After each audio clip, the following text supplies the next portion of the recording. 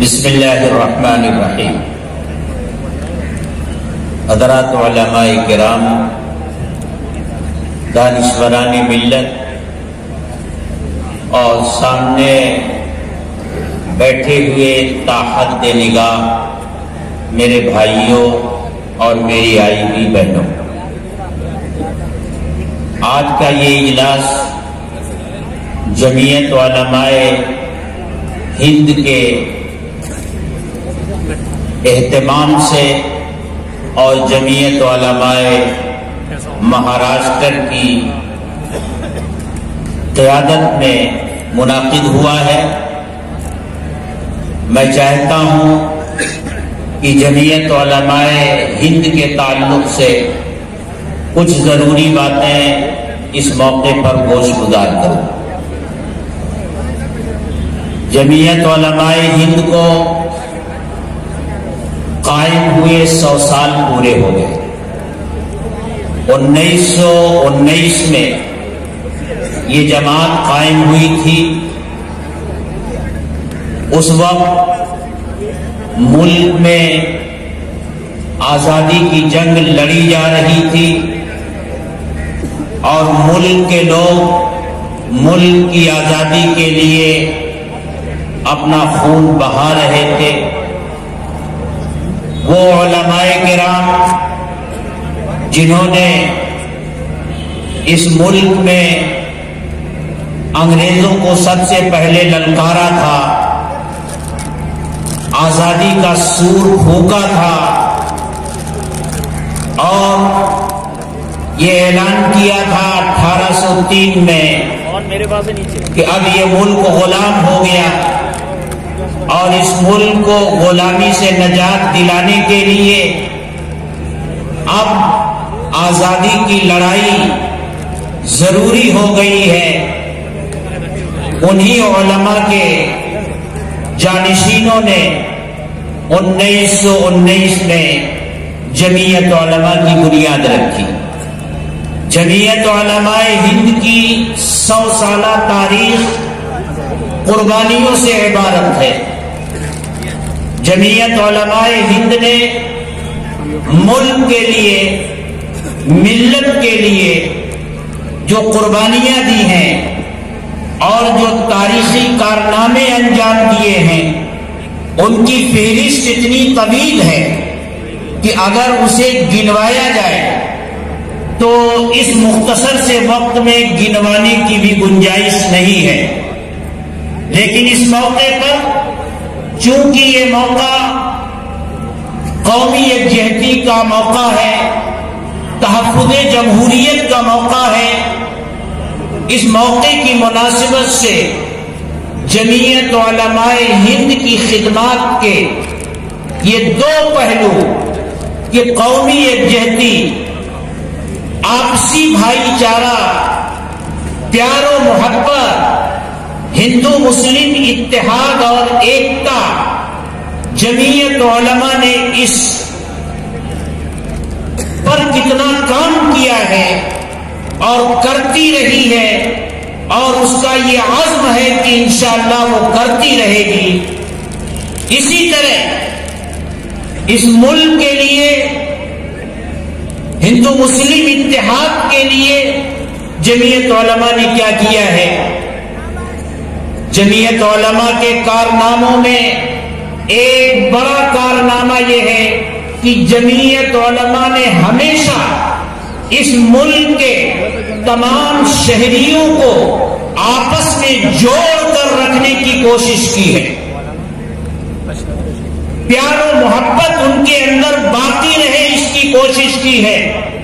جمعیت علماء ہی وہ جماعت ہے جس نے پورے ملک کو یہ پیغام دیا تھا کہ جو لوگ ایک ملک میں رہتے ہیں، ایک وطن میں رہتے ہیں، وہ سب ایک قوم ہے۔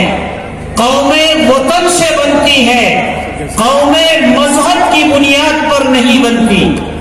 یہ پیغام جمعیت علماء نے اس وقت دیا تھا جب ہمارے ملک میں 2 نیشن کی تحریک شمال پر تھی۔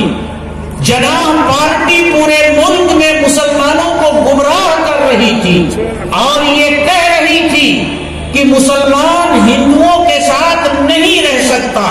اگر مسلمان ہندوؤں کے ساتھ رہے گا تو اس کی نہ مسجدیں محفوظ رہیں گی، نہ اس کے مدرسے محفوظ رہیں گے، اور نہ اپنے مذہب پر وہ مکمل طور سے آزادی کے ساتھ عمل کر سکے گا. ایسے ماحول میں جناح پارٹی کے جواب میں جمعیت علماء نے ہندوستانی مسلمانوں کو خاص طور سے اور ملک میں بسنے والے تمام مذاہب کے لوگوں سے یہ کہا تھا کہ اے لوگوں، جناح پارٹی کے اس دھوکے میں نہ آنا. قومیں مذہب کی بنیاد پر نہیں بنتی، قومیں وطن کی بنیاد پر بنتی ہے. ہندوستان ہم سب کا وطن ہے اور ہندوستان کے اندر رہنے والے تمام لوگ، ان کا دھرم کچھ بھی ہو، ان کا مذہب کچھ بھی ہو، وہ ایک قوم ہے. مسلمان ہوں، ہندو ہوں، سکھ ہوں، عیسائی ہوں، جینی ہوں، یہ سب ایک قوم ہے. جمعیت علماء کا یہ وہ پیغام تھا جس کو اچھے اچھے لوگ نہ سمجھ سکے. علامہ اقبال جیسا زیرک شخص وہ بھی حضرت شیخ الاسلام کی اس بات کو نہ سمجھ سکا اور اس نے حضرت شیخ الاسلام پر تنقید کی اور حضرت شیخ الاسلام کی شان میں کچھ اشعار کہے. لیکن ان سے غلطی یہ ہو گئی کہ انہوں نے قوم کا ترجمہ ملت کے ساتھ کر دیا. حضرت شیخ الاسلام نے قوم کا لفظ استعمال کیا تھا اور اقبال نے قوم کا ترجمہ ملت کے ساتھ کر کے حضرت شیخ الاسلام پر اعتراض کیا. ان کے وہ اشعار جو فارسی میں انہوں نے کہے تھے آج بھی ان کی کلیات میں موجود ہیں، جبکہ یہ تاریخی حقیقت ہے کہ جب علامہ اقبال کو اپنی اس غلطی کا احساس ہوا تو اس سے انہوں نے رجوع فرما لیا تھا. لیکن پتہ نہیں کس مجبوری کی بنیاد پر آج بھی ان اشعار کو رکھا گیا ہے. تو جمعیت علماء اس وقت پورے ملک میں ہندو مسلم اتحاد کی ایک علامت بن کر ابھری تھی اور جناح پارٹی کے مقابل میں جناح پارٹی سے مسلمانوں کے درمیان کوئی جماعت اگر لوہا لے رہی تھی تو جمعیت علماء ہند تھی. اس موقع پر مسلمان بڑا جذباتی ہو رہا تھا دھرم کے نام پر، مذہب کے نام پر، لیکن ہمارے بزرگوں نے اس کی پرواہ نہیں کی. وہی مسلمان جو ہمارے بزرگوں کے پیروں کے نیچے ہمہ وقت اپنی آنکھیں بچھانے کے لیے تیار رہتا تھا، لیکن جب اس کے جذبات کے خلاف کچھ باتیں اس کے سامنے آئیں تو انہی مسلمانوں نے ہمارے اکابر کی پگڑیاں اچھالی، اپنے پیروں میں رونگی اور ان کی توہین اور اہانت کرنے میں کوئی کمی نہیں کی. لیکن جمعیت علماء کے اکابر اور ہمارے علماء اور خاص طور سے شیخ الاسلام رحمت اللہ علیہ نے اس کی کوئی پرواہ نہیں کی. ملک کی تقسیم کا ڈٹ کر مقابلہ کیا اور آخر وقت تک جمعیت علماء کا یہ مطالبہ رہا کہ ملک تقسیم نہیں ہوگا، اسے نہیں ہونا چاہیے، اسے نہیں ہونا چاہیے. آخر تک گاندھی جی اور کانگریس کے دوسرے لیڈروں کو پکڑ کر بیٹھی رہی کہ ملک تقسیم نہیں ہونا چاہیے، لیکن جو ہونا تھا وہ ہو گیا، ملک تقسیم ہو گیا.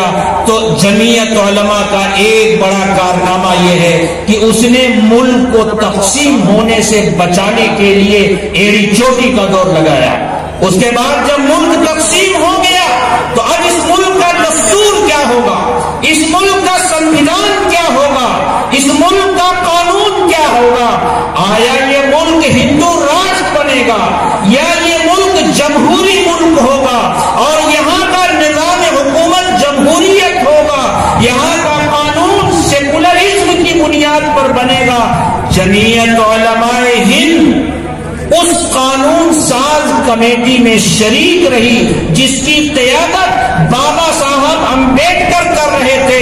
حضرت مولانا ابوالکلام آزاد اور اس وقت کے جمعیت علماء کے جنرل سیکریٹری حضرت مولانا حفظ الرحمان سیوہاروی رحمت اللہ علیہ اس قانون ساز کونسل کے رکن تھے، اور ہمارے ان اکابر کی کوششوں سے یہاں کا جو سنویدھان ہے، یہاں کا جو دستور ہے، یہاں کا جو آئین ہے وہ سیکولر آئین بنا۔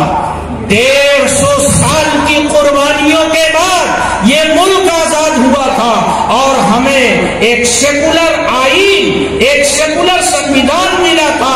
اب 70 سال بھی نہیں گزرے اور پھر اب اسی آئین کے اوپر حملہ ہو رہا ہے، اس کے سیکولر کردار کو ختم کرنے کی کوشش کی جا رہی ہے۔ یہ CAA کیا ہے؟ دھوکے میں مت آنا۔ جو لوگ یہ کہتے ہیں کہ یہ قانون یہ شہریت دینے والا قانون ہے، شہریت لینے والا قانون نہیں ہے، اس دھوکے میں اور اس بہکاوے میں نہ آنا۔ یہ قانون ہمارے ملک کے سنویدھان پر حملہ ہے، ہماری جمہوریت کو ختم کرنے کے لیے یہ قانون لایا گیا ہے۔ اگر آج ہمارے دستور کی یہ بنیادی اینٹ ہٹا دی گئی تو دستور کی دیوار پھر گرنی شروع ہو جائے گی اور پھر دستور کی حفاظت نہیں ہو سکے گی۔ اسی لیے آج پورا ملک سڑکوں پر ہے کہ جو دستور، جو آئین ہم نے 150 سال کی قربانیوں کے بعد حاصل کیا تھا، ہم اسے اپنی آنکھوں کے سامنے اس طرح مسمار ہوتا ہوا اور ختم ہوتا ہوا نہیں دیکھ سکتے۔ جمعیت علماء کیسے خاموش رہ سکتی تھی؟ لوگوں نے، میں نے بڑے بڑے مجمعوں میں یہ بات کہی، لوگ جمعیت علماء کے اوپر انگلیاں اٹھاتے تھے کہ پورے ملک میں احتجاج ہو رہا ہے، جمعیت علماء کہاں ہے؟ جمعیت علماء میدان میں کیوں نہیں آ رہی ہے؟ جمعیت علماء پہلے دن سے اس میدان میں ہے۔ اس سے پہلے ابھی 15 تاریخ کو اسی میدان میں جو ان تینوں قانونوں کے خلاف، ان تینوں چیزوں کے خلاف، CAA، NPR اور NRC کے خلاف جو احتجاجی مظاہرہ ہوا تھا، جمعیت علماء بھی اس میں شریک تھی، اور میں خود اس جلسے میں شریک تھا جس کی قیادت ہمارے مولانا محمود دریابادی صاحب فرما رہے تھے۔ اسی طرح بمبئی کے دوسرے میدان میں جہاں جہاں بڑے مظاہرے ہوئے، جمعیت علماء اس میں برابر کی شریک رہی۔ جمعیت علماء کا یہ سوچنا تھا، یہ ایسا موقع ہے کہ اگر ہم تمام لوگ مل کر کے اس قانون کے خلاف لڑائی لڑیں گے تو انشاءاللہ کامیاب ہوں گے، اور اگر تنہا مسلمان اس میدان میں آیا تو فرقہ پرستوں کی سازش کامیاب ہو جائے گی۔ وہ تو ہمیں خانوں میں بانٹ کر اپنا مقصد اور اپنا مطلب حاصل کرنا چاہتے ہیں۔ اس لیے جمعیت علماء نے اپنے آپ کو پیچھے رکھا، لیکن وہ اس تحریک میں برابر کی شریک رہی، جس طرح ملک کی آزادی کے لیے جمعیت علماء نے اس طرح سے کام کیا تھا۔